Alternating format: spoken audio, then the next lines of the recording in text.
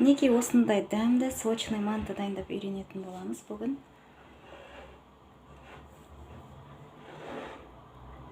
Рецепттарымды жоғалтып алмау үшін каналыма тіркеліп, лайк басып отырыңыздар.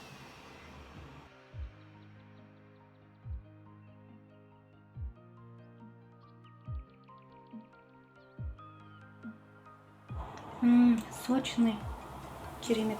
Байқасаңыздар, астында да сога ағып тұр. Күшті. Біз қамыр дайындайтын боламыз. Қамырға ең главный ингредиент ол қайнақ су. Мына бу шығып тұр, камерадан көрінбейді.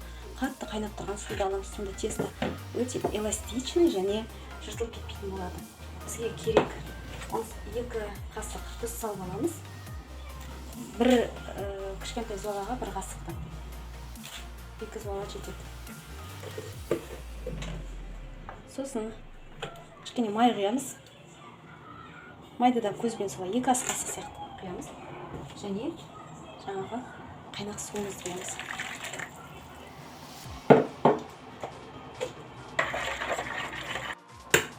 Және бір жұмыртқа саламыз. Жұмыртқаны тез-тез айналдырып араластырып аламыз. Қатты қайнақ суда пісіп қалмау керек жұмыртқамыз.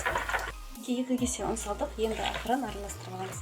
Қасықпен ақырын араластырамыз, себебі су ыстық көп қалмау керек.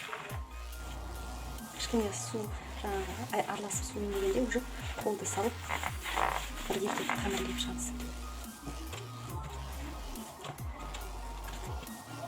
Міне біздің тестомыз дайын болды. Бұны орап алып қоямыз. Шқа бізге керек болады тартылған сиыр еті, фарш және май, қойдың майын мен сосын асқабақ. Асқабақты қараңыздар, кішкентай сорт болады. Алмұрт тәріздес. Мен сыртын ашып қойып едім. Сыртымен кішкентай ғана болады ғой. Сондай алмұрт тәріздес түсі өте тәтті болады осының. Ал қалған үлкендері ол тәтті емес. Дәмі жоқ вообще. Мыналардың күшті дәмі тәтті болады. Қанты бар. Және 6 пияз. Қаласаңыздар, одан көп салсаңыз да болады. Сочный болу үшін манты ең бірінші май керек мантыға. Мінекей майды турап алдық. Енді пиязды турап аламыз. И асқабақты тоже. Барлығын қолмен тураймыз.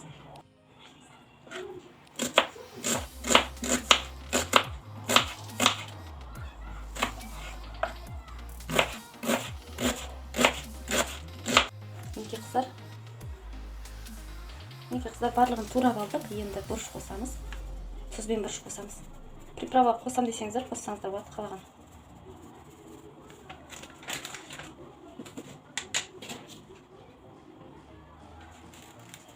Араластырып аламыз.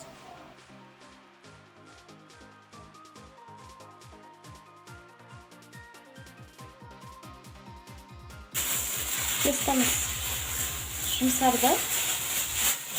Эластичный болып, енді бір қайтарып илеп, 2-ге бөліп аламыз.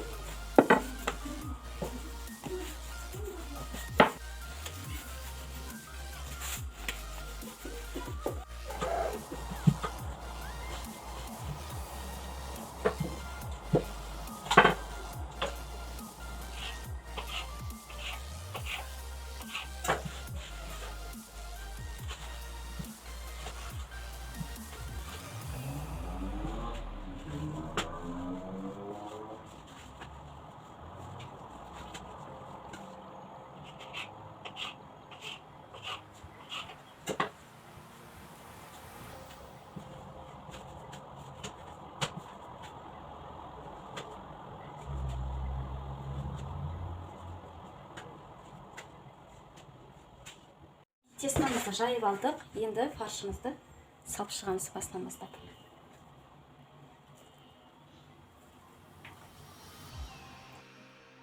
Осылай етіп мантылардың бәрін біркелке түйіп шығамыз.